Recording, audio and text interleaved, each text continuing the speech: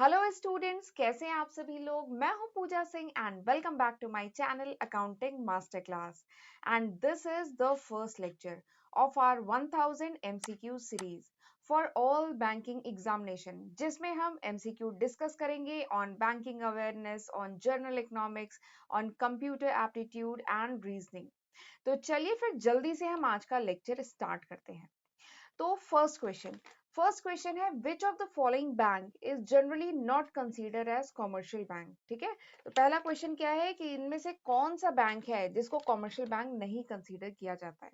ठीक है, तो इस क्वेश्चन को करने से पहले जरा मैं आपको थोड़ा सा कॉमर्शियल बैंक के बारे में बता देती हूँ, फिर आप इसका आंसर खुद ही कर लेंगे।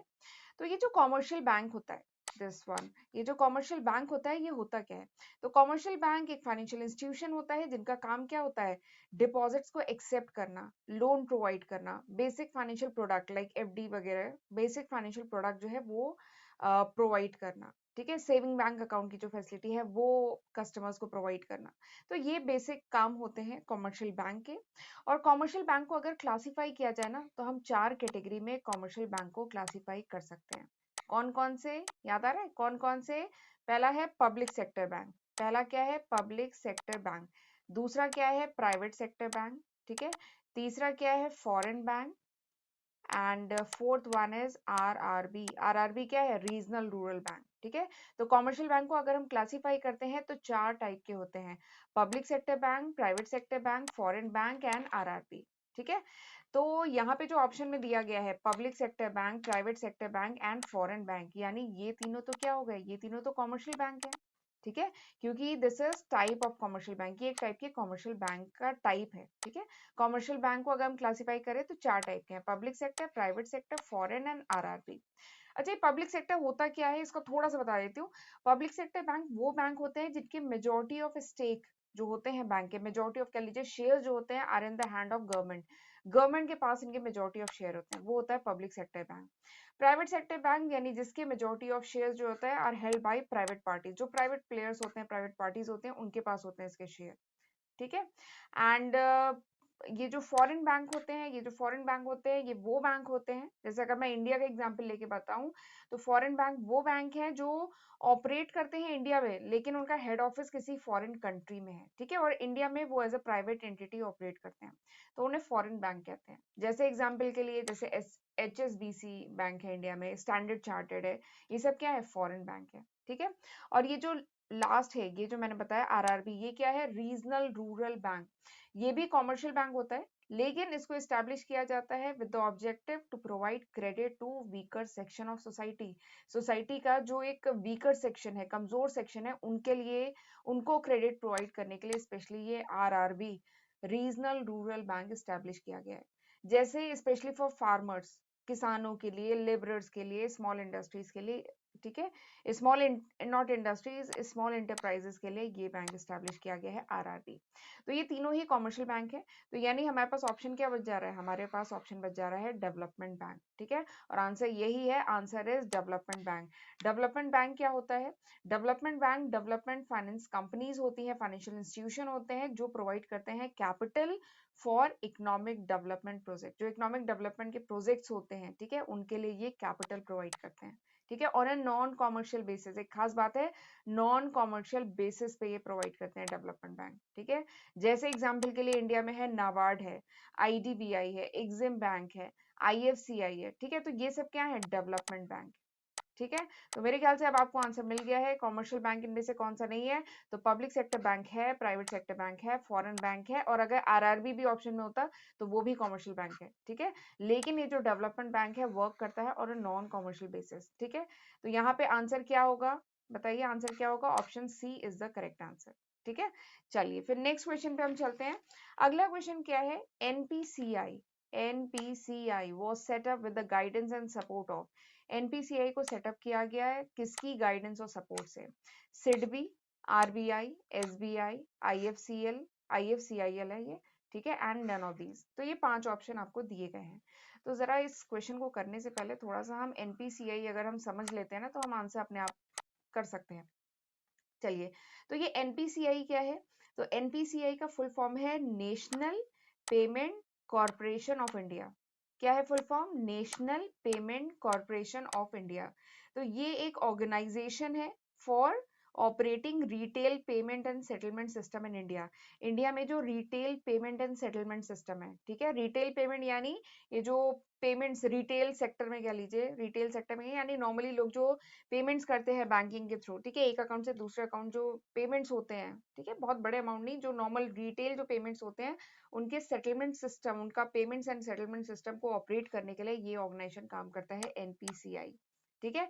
And this organisation is an initiative of, और ये जो ऑर्गेनाइजेशन है एनपीसीआई, ये किसका इनिशिएटिव था? This was an initiative of RBI and IBA, ठीक है, ये जो है आरबीआई एंड आईबीए का इनिशिएटिव था, कलेक्टिव इनिशिएटिव था। आरबीआई तो आप जान रहे हैं, reserve bank of India, bankers of bank, India का होल बैंकिंग सिस्टम को कंट्रोल और गवर्न कौन करता है? RBI, reserve bank of India. तो आरबीआई एंड आईबीए, आईबीए मतलब क्या है? इंडियन बैंक एसोसिएशन, ठीक है। तो आरबीआई एंड आईबीए दोनों के इनिशिएटिव से, कलेक्टिव इनिशिएटिव से ये NPCI was established under the provision of payment and settlement act 2007, ठीक है, पेमेंट एंड सेटलमेंट एक्ट 2007 के अंतर्गत ये एनपीसीआई को एस्टैब्लिश किया गया था, ठीक है। और इसका काम क्या है? इसका काम है to create a fast payment and settlement infrastructure in India. India में फास्ट पेमेंट एंड सेटलमेंट हो पाए, ठीक है, अगर एक अकाउंट से दूसरे अकाउंट में कोई भी पेमेंट वगैरह करना है तो वो फास्ट हो पाए, ठीक है, एंड सेटलमेंट भी उसका इजीली हो पाए, तो उसके इंफ्रास्ट्रक्चर को डेवलप करना, क्रिएट करना, this was the purpose of NPCI, ठीक है। तो अब मेरे ख्याल से आपको आंसर मिल गया है कि एनपीसीआई सेटअप किया गया under the guidance and support of, किसके सपोर्ट से? आरबीआई, आरबीआई, और इसके साथ अगर आईबीए भी ऑप्शन में होता तो आईबीए भी आप करते, ठीक है। तो आरबीआई एंड आईबीए। और वैसे भी ये जो दूसरे ऑप्शंस हैं लाइक सिडबी, सिडबी क्या है? सिडबी है small industries development bank of India, तो ये एनपीसीआई के लिए तो काम नहीं करेगा। और एसबीआई तो एक पब्लिक सेक्टर बैंक है, स्टेट बैंक ऑफ इंडिया। और आईएफसीआई क्या है? IFCIL is an development financial institution. IFCIL क्या है? Industrial finance corporation, industrial finance corporation of India limited, ठीक है। तो ये तो यानी ये तीनों तो पेमेंट सिस्टम के लिए काम नहीं करेंगे ना, जिसका काम है पूरे बैंकिंग सिस्टम को गवर्न करना, रेगुलेट करना, वो इसके लिए काम करेगा ना, तो ऑब्वियसली यहाँ पे आंसर क्या होगा? RBI, right. तो यहाँ पे ऑप्शन क्या है? Option B is the correct answer. चलिए अगला क्वेश्चन देखते हैं। अगला क्वेश्चन है who is the first CFO यानी chief financial officer of RBI? RBI की पहली सीएफओ कौन थी? ठीक है, आरबीआई की पहली सीएफओ कौन थी? ठीक है, और इसके साथ यहाँ पे भी देखते जाइएगा ये क्वेश्चंस किस ईयर में आए हुए हैं, ठीक है, किस एग्जाम में आए हुए हैं, ये यहाँ पे मेंशन है। जैसे ये जो क्वेश्चन है ये आरबीआई ग्रेड बी 2018 में ये आया हुआ क्वेश्चन है कि फर्स्ट सीएफओ ऑफ आरबीआई कौन थी, ठीक है। तो इसका जवाब है, इसके पहले मैं आपको ऑप्शन बता देती हूँ, अर्जित पटेल, एस महालिंगम, सुधा बालाकृष्णन, वी बालाकृष्णन, तो ये इसके चार ऑप्शन है। तो आपको मैं बता देती हूँ आरबीआई की जो फर्स्ट सीएफओ थी शी वाज सुधा बालाकृष्णन। सुधा बालाकृष्णन जो थी she was appointed as a first RBI CFO in May 2018। May 2018 इनमें इन्हें आरबीआई की पहली चीफ फाइनेंशियल ऑफिसर अपॉइंट किया गया था। She was the vice president of NSDL, ये वाइस प्रेसिडेंट थी एनएसडीएल की, ठीक है। एनएसडीएल क्या है? वैसे इस पे मैं सेपरेट वीडियो बना चुकी हूँ। एनएसडीएल क्या है? National security depository limited, NSDL, ठीक है। तो ये इसकी वाइस प्रेसिडेंट थी। फिर जब 2018 में आरबीआई के गवर्नर बने डॉक्टर अरजित पटेल, ये जो यहाँ पे जो ऑप्शन दिया है ना डॉक्टर अरजित पटेल, ये 2018 में आरबीआई के गवर्नर थे, ठीक है। तो जब 2018 में आरबीआई के गवर्नर जो अरजित पटेल थे जब ये बने तो इन्होंने ऑर्गेनाइजेशनल चेंज किया और फिर इन्होंने अपॉइंट किया first CFO of RBI, RBI की पहली सीएफओ मिस सुधा बालाकृष्णन को, ठीक है। शी वाज सीए, ये सीए है, ठीक है। तो यानी आपको आंसर समझ में आ गया, और आंसर क्या है? Miss Sudha Balakrishnan, she is the first CFO of RBI, ये आरबीआई की पहली सीएफओ है, ठीक। और उस टाइम, और ये अपॉइंट की गई थी मई 2018 में, और उस टाइम आरबीआई के जो गवर्नर थे वो थे डॉक्टर अरजित पटेल, जो आपको ऑप्शन ए में दिया गया है, ठीक। अच्छा, इसके साथ एक क्वेश्चन मैं और आपसे पूछना चाहूंगी, प्लीज मुझे कमेंट सेक्शन में आप लोग आंसर करिएगा, ठीक है। Who is the first governor of reserve bank? First governor, ठीक है। 2018 में आरबीआई का गवर्नर कौन था? डॉक्टर अरजित पटेल, ये थे 2018 में। तो इसी के साथ मुझे एक क्वेश्चन याद आ रहा है, तो प्लीज मुझे कमेंट सेक्शन में आप जरूर बताइएगा, who is the first governor of reserve bank? ये जो रिजर्व बैंक था, इसके पहले गवर्नर, ठीक है, कौन थे? ये आपको कमेंट सेक्शन में मुझे आंसर करना है, ठीक। कोशिश करिएगा, कहीं गूगल करिएगा, किसी बुक में सर्च करिएगा, आपको मिल जाएगा आंसर, पर मुझे कमेंट सेक्शन में जरूर बताइएगा, ठीक है। चलिए आगे बढ़ते हैं। अगला क्वेश्चन क्या है? द वर्ल्ड बैंक एक इंटरनेशनल फाइनेंशियल इंस्टीट्यूशन है जिसका काम है to provide loan to the countries of the world for capital project. हम जानते हैं वर्ल्ड बैंक क्या है? एक इंटरनेशनल फाइनेंशियल इंस्टीट्यूशन है जिसका काम है लोन प्रोवाइड करना, ठीक है। वर्ल्ड की जो डिफरेंट कंट्रीज हैं उनको लोन प्रोवाइड करना फॉर कैपिटल प्रोजेक्ट। तो आपको बताना है कि वेयर इज इट्स हेडक्वार्टर, इसका हेडक्वार्टर कहाँ पर है? ये क्वेश्चन देखिए आया हुआ है, ठीक है। इसके ऑप्शन क्या क्या दिए हैं आपको? इसके ऑप्शन दिए गए हैं New York USA, Geneva Switzerland, Paris France, Washington DC USA and Vienna Austria, ठीक है। तो ये 5 ऑप्शन आपको क्वेश्चन में दिए गए हैं, तो आपको बताना है वर्ल्ड बैंक का हेड ऑफिस, ठीक है, हेडक्वार्टर कहाँ पे है। तो चलिए थोड़ा सा वर्ल्ड बैंक के बारे में आपको बताती हूँ। तो वैसे तो काफी कुछ क्वेश्चन में ही बता दिया गया है कि वर्ल्ड बैंक क्या है। ये एक इंटरनेशनल फाइनेंशियल इंस्टीट्यूशन है जिसका काम क्या है, लोन प्रोवाइड करना, ग्रांट्स प्रोवाइड करना, किसको? To government of low and middle income countries, ठीक है। जो लो या मिडिल इनकम जो कंट्रीज हैं, ठीक है, उनकी गवर्नमेंट को लोन प्रोवाइड करना, ग्रांट प्रोवाइड करना, ये वर्ल्ड बैंक का काम है। किस पर्पज से? For capital project, capital project setup करने के पर्पज से लोन प्रोवाइड करना, ग्रांट प्रोवाइड करना, तो ये काम है वर्ल्ड बैंक का। And world bank is founded along with IMF. ये जो वर्ल्ड बैंक है एंड आईएमएफ सेम साल में, एक ही साल में दोनों को एस्टेब्लिश किया गया था। आईएमएफ तो समझ रहे हैं ना, आईएमएफ क्या है? International monetary fund. तो world bank is founded along with IMF किस ईयर में? 1944 में, ठीक है। वर्ल्ड बैंक एंड आईएमएफ दोनों को 1944 में under Brayton would conference, Brayton would conference के तहत 1944 में दोनों को एस्टेब्लिश किया गया था, international monetary fund and world bank को, ठीक है।